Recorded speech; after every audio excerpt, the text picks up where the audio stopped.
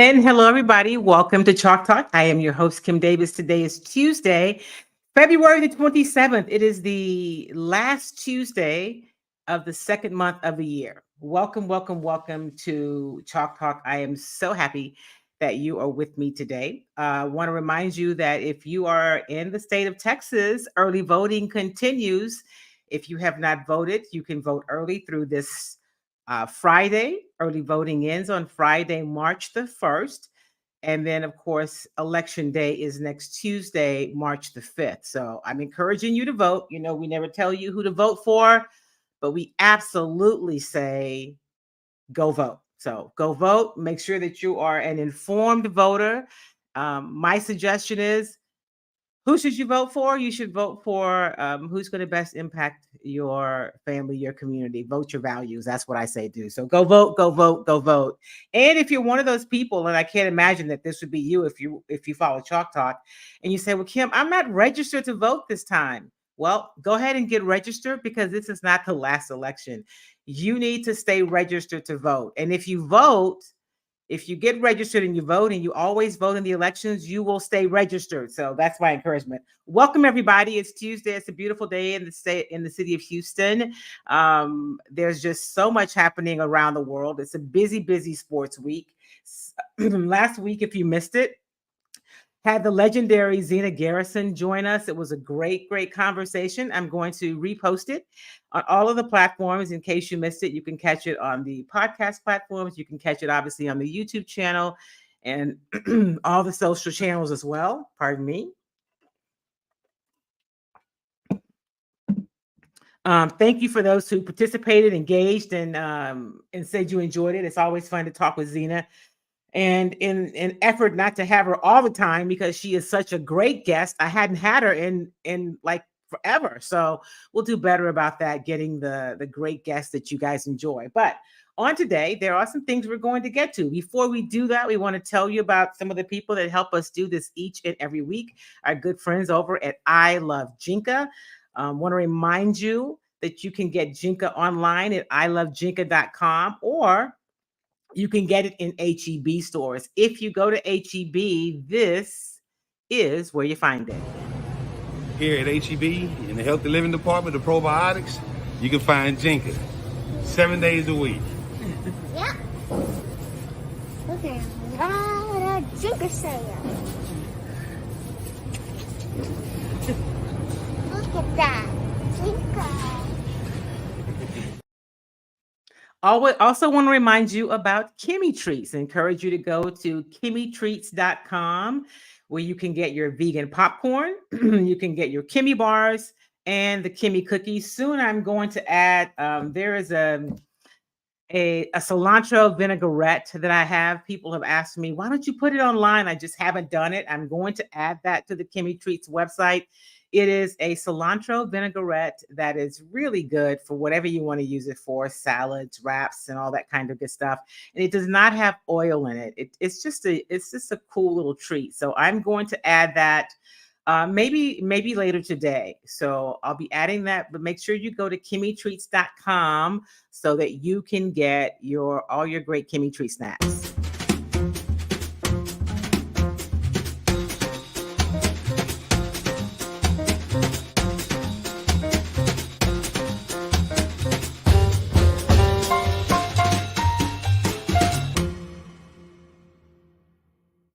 And the Kimmy cookies. Now, some of you have asked, one person in particular, my dear friend and colleague, Marshall and Hudson, about caramel. I do have a caramel. It's a vegan smoky caramel, and I've been working on a new recipe, which is why it's not on the website, but I am going to bring it back shortly. But the others are always there: the ghost pepper, the truffle, and the chili cheese. So make sure that you go online and order yours today. We ship all over the country, and we still do have body butter.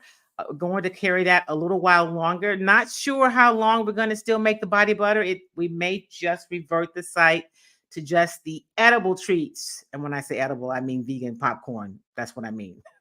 mean anything else. But welcome, welcome, welcome. So glad that you guys are here. Man, last week I was going to let you hear from Andre Johnson and from the Astros and didn't get it to do any of that because the conversation was just so cool with Zena. But I'm going to do that today. Andre Johnson, as you know, is headed to Canton, Ohio. He has been selected to be in the Hall of Fame. The induction ceremony is later this year, but he is in the class of 2024. He will be the first Houston Texan player to be inducted in the Hall of Fame. How fitting is that? Andre Johnson, of course, is originally from Miami, played his college football at the University of Miami, but has made Houston his home. So we got a chance to talk to Andre a couple of weeks ago and about all things Hall of Fame, because we hadn't really had a chance to talk to him since he,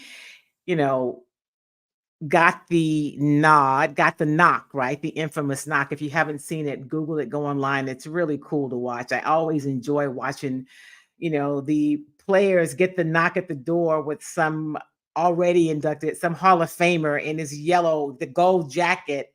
And when they come up to your door and they knock and you open it and they're wearing that gold sports jacket, you just know.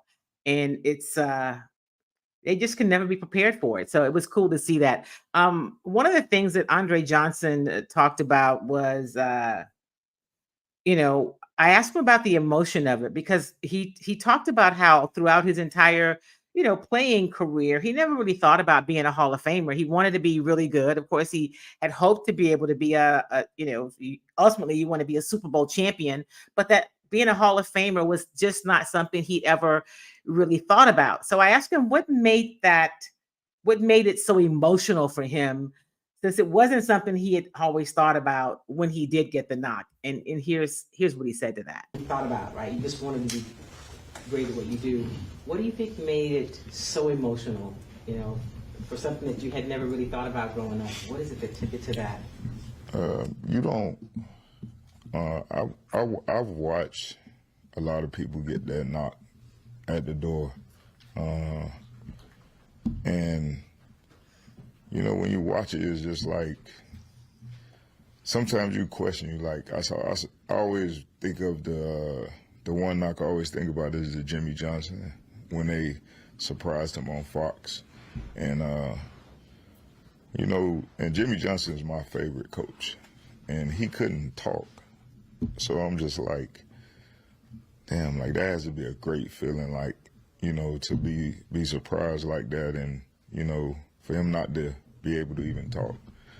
And when I got it, Chris Carter, me and him, we go way back. He was a guy who, he came to watch me at the University of Miami, and at the time, when I met Chris, I wasn't even playing. I was sitting behind Santana Moss and Reggie Wayne, but I was playing special teams. And I don't know what it was he saw with me just running down on kickoffs and punts and stuff like that, but he was just like, man, you're going to be a real special player. So when I got to knocking, I opened the door and I saw him. He was sitting there in his gold jacket. I just was like, man, if you saw the knock, I just turned away and, walked off. But I just was in disbelief, I couldn't believe it. So that is Andre Johnson talking about why the getting the knock and getting, not that he ever made light of it, but because he just, it's not something he never thought about, but you just don't know what to expect. But that's why he was so emotional for something that throughout his playing career, he never really said, hey, I'm playing, my goal is to become a Hall of Famer, right? He wanted to be a champion. And so he is a champion, but he's also a Hall of Famer. So excited for Andre Johnson. So well-deserved. He also talked about Gary Kubiak, and he talked about about the difference that Gary Kubiak really made in his career. So here's what he said about Gary Kubiak. I didn't really feel like my career took off until Kubiak became our head coach. The first year, he didn't really move me around a lot. And,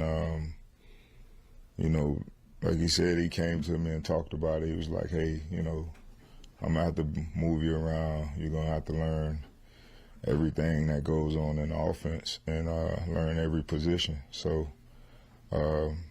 if you look at some games, there was some games I even lined up at fullback, and he would motion me out, of the backfield and things of that nature. So I really, I give Coach Kubiak a lot of credit because, he, I guess it was just something he saw, in me as a player. And it helped elevate my game. It helped take my game to another level. So I give Coach Kubiak a lot of credit. He's talking about Gary Kubiak. And so, I actually have thought about maybe putting the entire interview that we did with Andre. I think I can do it on my YouTube page so you can see all of it. But it was really interesting to hear the different things he talked about. One of the other things is, if you followed Andre Johnson at all, he's very close with his mother, his entire family, and also definitely his daughter. And so got a chance to ask him about his daughter, who was there as well. And here's what he said about his daughter. Hey, Andre, I know that family's important to you. Can you talk about what your daughter thought about you getting in the Hall of Fame? She didn't even realize what was really going on. So she's talked about it. She couldn't she didn't know the whole thing about the knock and all that stuff. So before the previous 2 years, she would be like, "And I wanted you to get in." She would get a little upset, because she wanted me to get in. And then when I got the knock on the door and me and my mother started screaming and we were hugging, if you listen to it, you hear her in the background saying, "What's going on?" She was like, "What's going on? Why are all these cameras here?" She had no clue. So then my mom told her, that I had made the Hall of Fame, and she was like, "Really?" And, that was a good moment for her and my mom. But for her to be there to experience that, I actually took her to Vegas also. So she got to experience everything, because a lot of kids don't get to experience that, So that's something that she'll always remember for the rest of her life. Thank you, Andre. Yes, she will remember for the rest of her life being able to be there with her father, the Hall of Famer. And I think that's just so cool. So that's Andre Johnson talking about some of the things that have happened already, and the big moment that hasn't happened yet. That will happen this summer in Cooperstown. I mean, not Cooperstown, that's baseball. In Canton, Ohio, when he is officially inducted, when he gets to make his speech. Somebody asked him, "Have you thought about who's going to introduce you?" And he said he's given some thought, and he hasn't, of course, said yet. But those are all the things that go into it. Who's going to give your introductory speech, right? And then working on your speech. And so he's, getting fitted for the gold jacket, and will they make the bus, because you are forever enshrined in this very, very elite group of football players. And I believe I think his number is 375 is what I heard. And there, of course, have been thousands of football players, and there are 375, maybe a few more than that, because there's more in his class, but that are in the Hall of Fame. And so it's definitely an incredibly elite group of people to be a part of. So that's Andre Johnson talking about the Hall of Fame. We'll be doing more about that as it gets closer. Hopefully we can get to Chalk Talk, can make it to Canton and do something from Canton, and Andre Johnson getting in the Hall, because it's definitely a really special moment for him and for the city and for Chalk Talk, since I actually had a chance to cover his playing career. So working on that, but we'll stay tuned. We're going to shift gears a little bit now, and from football, and do a little basketball. So the Houston Rockets were back in action on Monday night, and Sunday night, because today's Tuesday. They played the Oklahoma City Thunder at home, and they lost that game. The Rockets are now 25-32. I'm looking down because I just wanted to get the latest in terms of the standings. Where are things right now? So in the Western Conference, the Houston Rockets are 25-32.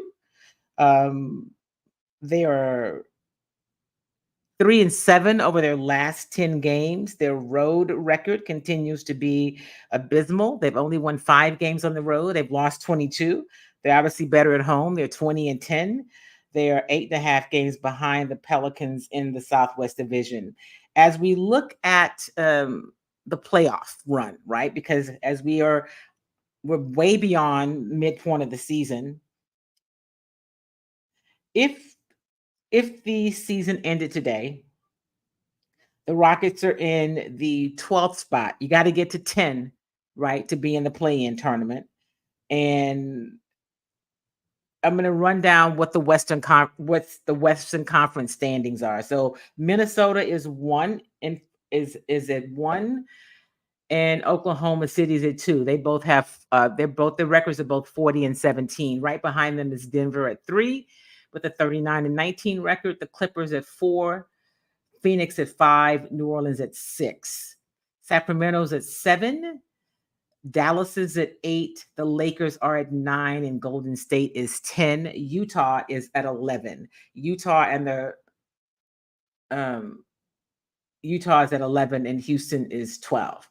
So those are the standings as of today. The Rockets are in OKC to play. They're playing Oklahoma City again. When is that game? Is that tomorrow night? I think that game is tomorrow night. Let me just double check here for you. Oklahoma City. Where's their schedule? Totally lost track of it. So they play tomorrow. They play tonight in Oklahoma City. And then they go on the road to play in Phoenix. They play 2 games in Phoenix on Thursday and Saturday night. So the Rockets played Phoenix at home last Friday night. They won that game 114-110. It was an exciting game.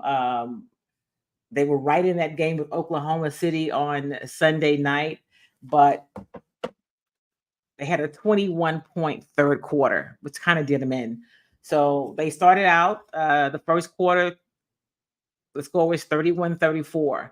And so, they were in the game. And then in the second quarter, they outscored the Thunder. The Thunder outscored them 26. Can't read my thing here. 26-23. The Rockets outscored the Thunder 31-34. The Thunder came back and outscored the Rockets 26-23 in the second quarter. But then the third quarter is when the Rockets fell off, 21 points. That's tough. At home, you just can't do that. And then in the final quarter, they just couldn't get it going. Offensively, they really struggled. Here is head coach Ime Udoka talking about that game against OKC, and he talked about it being really a tale of two halves.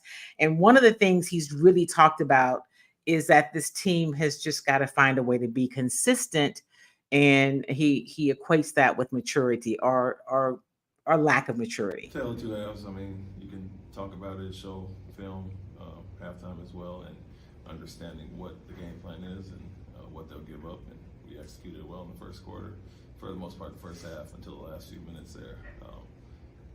But you have to be mature enough to come out and do it again and do it in the second half. And I think at times offense is not going. You let the defense slip a little bit. Some players do that, and then the offense just got bogged down. Guys started doing one-on-one, and that's a message to the team. We're not going to do it by ourselves one-on-one. We better do it as a team. And you see what works in one half. Kind of it's surprising that we totally go away from that. What made us successful in the first half, and so that's the growing process, maturity of understanding what it is and what's going to win you the game and sticking with it. Did you feel with it? You finished. One of the guys who has been playing really well since the break, Jabari Smith Jr. And after the break, he said that what he did during the break was really just do some self-evaluation and some things that he wanted to work on. Was keeping his focus and obviously rebounding. And he's been doing that. In that game on Sunday night, although it was a loss, he ended up with 20 points, but the number that was really impressive probably was the 17 rebounds. So he had 17 rebounds. The night before, I think he had 16. He was 4 of 9 from 3. And so you've seen Jabari really kind of step it up and since the break. Here is head coach Ime Udoka talking about what he's seen from Jabari Smith Jr. Yeah, you could say that. I think the rebound numbers, his activity has been great. I don't know about pressure, but he's being aggressive and taking the shots they're giving him. To get 10 3-pointers last night, 9 tonight, and be aggressive there is great. But also, obviously, the rebound numbers, 16 and 17 back to back, is great as well. So I don't know if the break did him well, but I think his mindset has been pretty good the second half of the season. Thanks, Coach. So Jabari, he's talking about Jabari. So we talked to him after the game, and he just talked about some of what happened from his perspective in that OKC loss. Since, just a trickle-down effect with a lot of people. I feel like myself, I got a little took some bad ones, and that trickles out of defense. The energy, intensity goes down. So, we just got to put the same weight on again. What makes Chet a tough cover for a defense? Just him spacing the floor, and him playing off the great drivers such as Giddey and not Giddey, but Shea and Jalen Williams. So, he's just a great shooter, spaces the floor, crashes the glass, rolls, just can do so much. So it makes it tough for defenses. When you're making shots the way that you guys were early in the game, is that where sometimes you start to get out of the offense and you start getting into more one-on-one stuff? Yeah, kind of, because everybody starts feeling good, you get a lead and you think it's time to, do your own thing, but, we just got to stay with it and play together the whole game. And we felt that, so we'll be ready for the next game. So you heard somebody ask him about Chet Holmgren. Chet Holmgren had 29 points. He had 7 assists, 8 rebounds, but he was 5 of 8 from three. So one of the stats, and I don't do a whole lot of stats, but is a plus minus number, and all of the Rockets players were in a minus. And so they take really the whole stat line from the game and decide if you're a plus or minus, right, in terms of how you impact the game. And, even the starters, all of them were, their number was a minus. There was nobody in the positive. And so that's not really, not a great number. So they've got to find a way to be consistent. When their offense falls off, the defense kind of fell off, and they start playing, some people call it hero ball, kind of going one-on-one. And that's what Coach Udoka was talking about. You're not going to do it by yourself, right? They've got to still, move the ball, got to have the spacing. They can't get caught into, I'm just going to take it myself and shoot it. That's not going to work. That's not how this team is going to be able to be effective. Here is Fred VanVleet, who, of course, was celebrating his birthday on Sunday night, turned 30. Here is Fred after the game talking about OKC. That's one of the best teams in the league all year. I know that we're going to be hard on ourselves, and we have to look and see what we can do better, but there's still another team out there that's making adjustments, that's playing hard. We played extremely well in the first half. Couldn't duplicate it in the third there, but still was a 4 or 5 point game going into the fourth, and they made a couple runs and kind of give themselves some cushion. So I thought they tightened up a little bit, and we didn't execute as well as we needed to, but that's the way it goes sometimes. You mentioned adjustments. Was there a tactical thing they changed, a schematic thing? I thought their rotations changed a lot. Obviously, we had some success with certain lineups that they had out there. I thought that they went small a lot, which they do and which they're known for. So, it was a chess match there between our rotations, their rotations, things like that. But obviously, you got to execute better offensively, give ourselves a chance. And 21 in the third, kind of hurt us a little bit momentum-wise. So again, they are back at it tomorrow night. They're in OKC. Did I say tomorrow night or tonight? I have so many things going on here. They're back at it tonight. They're in OKC tonight. That game is actually a TNT game, so it's a late start at 9:00. And then they head to Phoenix. They're in Phoenix on Thursday and Saturday before they head back to Houston. They play the Spurs on Monday night, on Tuesday night, election day. And then they play the Clippers. It's a back-to-back. They play the Clippers on Wednesday. And so James Harden will be back in the building, as will Russell Westbrook. So that's what they have going on. They're on the road a bit. They have 2 games next week. Then they're back on the road again, back out west, Portland, Sacramento, and then the Spurs, and they're home. So they're on the road quite a bit coming up the month of March. They've got to make some movement. If they're trying to get into the play-in tournament, they can still do it, but they're going to have to win some games on the road. And as I mentioned earlier, they have not been a good road team. They are 5-22 on the road. So they're going to have to find a way to be consistent. So that is what's happening with the Houston Rockets. So shifting gears again, definitely want to talk a little bit about the Houston Astros. They are in spring training. Games are underway. Today, the Astros are playing the Nationals. That game is already underway. They're on the top of the first. There is no score. And on yesterday, let me go back. I'm going to let you hear from manager Joe Espada shortly and general manager Dana Brown. But yesterday they played they lost that game. Was it hold on a second.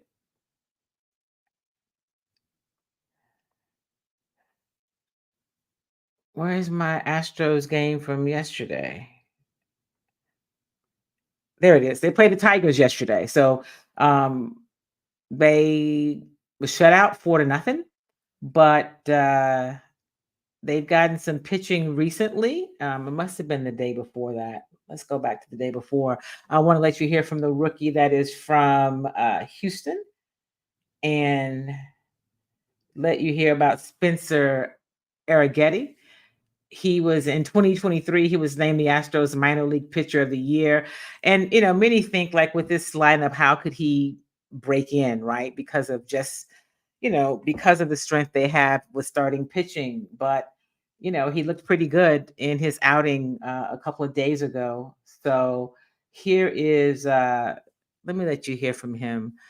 First we'll hear from Joe Espada talking about Spencer, and then I'll let you hear from Spencer. Here is Astros skipper Joe Espada. Like yesterday, Arrighetti really pounded the strike zone, and you had to like it for some reason. Yes, I did. The elevation on the fastball, how he can control that and command that top of the zone, and also his off speed, how he was able to mix it.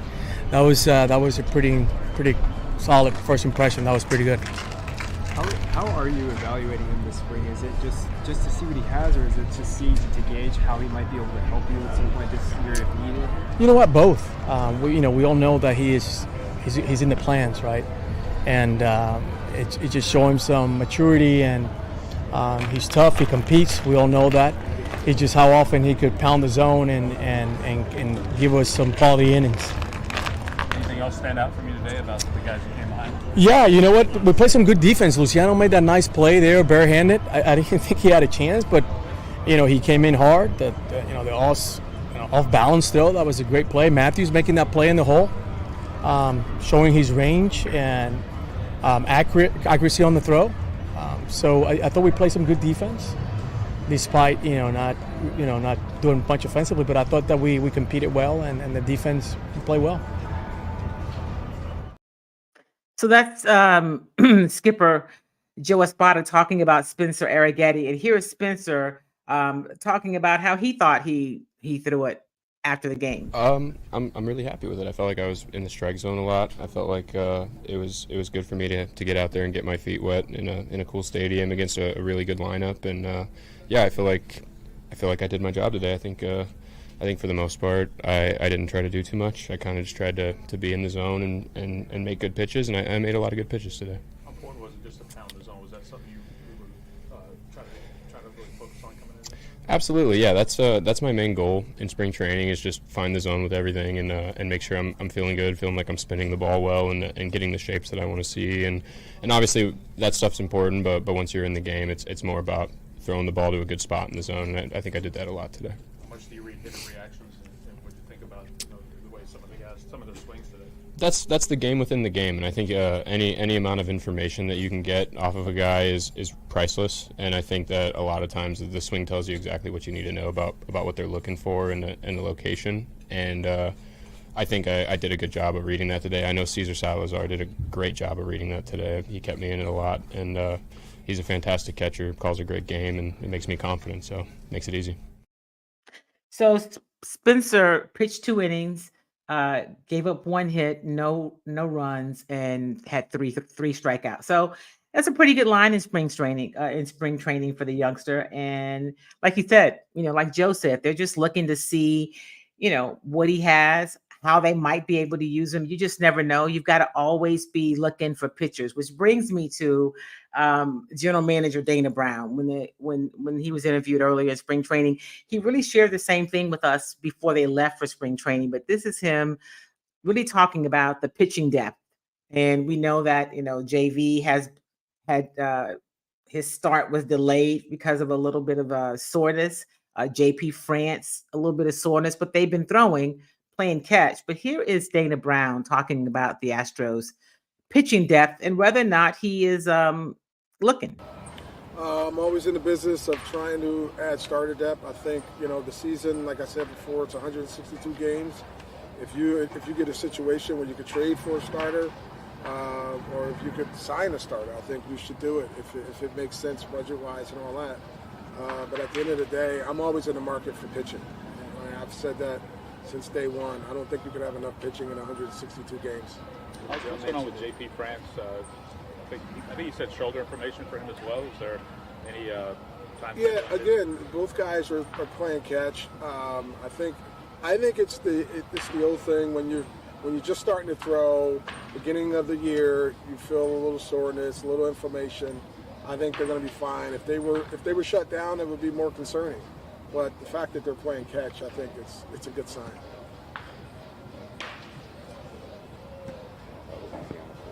Yeah, a little layup. That's it. Good. All right. Appreciate it. So that's Dana Brown. He says it's 162 games, right? It's a long season, and he is always looking for pitching, keeping his eyes open for pitching, because at some point someone's going to be injured. Unfortunately, that's just a part of the business of it. And so pitching is something that you can just never really have too much of. So the other thing that's happening, we talked about football at the top of the show with Andre Johnson, but let's talk about what's currently happening with the Houston Texans. So this week is the NFL Combine. I'll bring you sound throughout the week from what's happening at the Combine. There's interviews with D'Amico Ryans and also with Nick Caserio. I'll let you hear from some of that as they are approaching, checking out the Combine and seeing what they're looking for. They're not going to give you a whole lot, but, just to see what you can kind of, gather from what's happening, the things that we already know. So here's some things that sometimes happen at the Combine. Deals are done, right? Last year, the deal was done with Carolina and with Chicago, where they made the deal for the swap, where Carolina ended up getting the number 1 pick and they selected, Bryce Young. So, are there deals happening at the Combine? What might those deals be? Free agency happens. It's right around the corner. The news that has come out this week already that may be of interest to the Texans and definitely Texans fans is at the running back position. The New York Giants have decided, it seems, that they're not going to put a franchise tag on Saquon Barkley.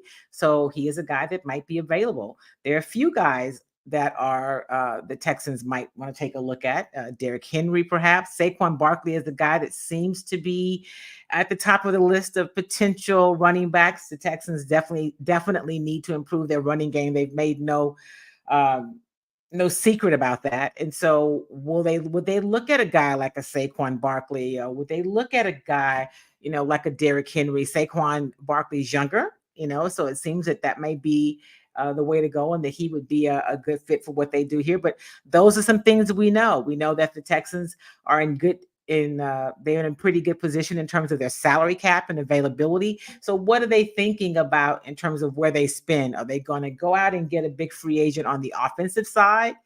Do you go out and say, you won't spend as much on a running back as you would if you said, a high end receiver? Or do you say, I've got to get another guy on defense? I need another pass rusher. What are they thinking in terms of where they really spend and invest on free agency? The other thing that's happened recently is the numbers came out, and there's even more money for all the teams in terms of cap space from the NFL. That came out late last week, over the weekend. So, it'll be interesting to see is Nick Caserio willing to open up the purse strings and make an investment to really try to take this team to the next level. And what does that look like? What is the direction? So, although football season is not happening, it's really always happening, right? From the combine on, it's really kind of on. So the combine is this week. We'll be bringing you updates from people from what's happening at the combine. Then we'll be talking about free agency, and before you know it, boom, it's the draft. So it's always something happening as it relates to the National Football League. One note that I will tell you of something that I haven't talked a lot about, but there was another, here's an update from this court battle that has been going on as it relates to the Texans and their ownership. Let me go back. Texans owner Janice McNair won the court battle against her son, who was seeking guardianship. That happened on yesterday. It was involving her and her son, Carrie. He has dropped the lawsuit seeking guardianship of his mother and her estate holding. So, the court declared, he requested initially that the court would declare her incapacitated and appoint him as the guardian. So, you know what? Everybody's got a little bit of family drama. And so it turns out that the probate court denied his request for an independent medical exam, which really effectively ended the legal dispute. So if he had been successful in gaining guardianship of his mother, that could have affected the control of the franchise. But that did not happen. So things will go on as usual. As far as all of us know, I don't know what happens with them within their family, but as far as the team and how it moves forward, things look like they will continue to stay the same. So that is the latest update on what is happening there. So we'll see. We'll see. There'll be a lot of activity that's coming up as it relates to, again, NFL moves. Charles says, my family drama is not quite that dramatic. Yeah, my family drama does not involve billions. It does not involve billions. So mine either, Charles. I'm with you. But it just goes to show you, right? There's kind of sometimes there's always a little something, and you just never really know what is happening behind the scenes. And I really don't have any family drama, but definitely not that. Yeah, I know what you meant. My family. My family drama is not that dramatic either. And I'm really fortunate to say I've never had any, in terms of that. I mean, my sisters and I may disagree sometimes about, what are we having for dinner? Why do I have to always decide? I'm going to go do the shopping and I'm going to cook. Can you make a decision? That's kind of the extent of where our drama goes, right? Seriously. And it's not really very dramatic, but that's what we got. And we have, I just am really blessed to have the family that I have and the parents that I had that, we were raised the way we were, so that none of those things are, I've lost my father, my mother, my brother, and we never had, it's just where you pull together and you get through it. So I'm always saddened to hear people who have, in addition to the losses that they suffer, that they have to deal with that other stuff. And I'm just really grateful that the things that annoy me about my sisters and my brother when he was alive are really just kind of minor. They're just nothing. When you look at it, what, my older sister's a little bossy, okay, but there's really nothing. I have really no complaints. So don't tell them I said that, because they may let it go to their heads. All right, everybody, we are out of time for today. thank you, as always, for being a part of Chalk Talk. Charles, it's always good to see you, my friend. Thank you for being a part of the show. We will continue along the path. Hopefully have some great news about some people who are joining the show, coming on with some partnerships really soon. And I look forward to being able to share that with you. You just never know, because I always think it's happening close, and then sometimes things happen, but we just keep pushing forward. Those things will help us do even more cool things with Chalk Talk in terms of interviews and being places. But the thing that's most important is all of you. So as you watch the show, please share it with your online community, with their friends and family. However you watch the show, share it there, and encourage people to subscribe to the podcast and to the YouTube channel where they can watch it visually. So here, this is the 11th season of Chalk Talk. And in 11 years, there has rarely been a week that we have not been on the air. I think once when I was in Africa, obviously a couple of times over the holidays, but out of the 52 weeks in a year, I would easily say that 49 or 50 of those weeks, you get a new show. So I'm excited to be able to do that. And I do it because you guys help me with your energy and your engagement. So thank you for being the best part of Chalk Talk. And before we go, a reminder again about the people who really do help us make this show possible each and every week. Our good friends over at I Love Jinka. And of course, don't forget about Kimmy Treats, right? Remember, you can go to ilovejinka.com and you can go to kimmytreats.com. So remember, early voting is underway. If you are in Texas, you're registered, you got to be registered. Go vote. You have until Friday to early vote. Election day is Tuesday. I always encourage you to vote early because you never know what's going to be happening on election day, but definitely go and vote. And if you are not registered, get registered so that the next time there's an election, because there'll be other voting, other opportunities, then you want to be registered and then you want to activate your vote. So you want to be a part of the process. It's super important. And remember, if your vote did not matter, they would not try so hard to keep you from voting. So go vote, go vote, go vote. And remember, do something kind for somebody else and do something kind for yourself. Make it a great week. I'll see you next Tuesday on Chalk Talk. Until then, be safe.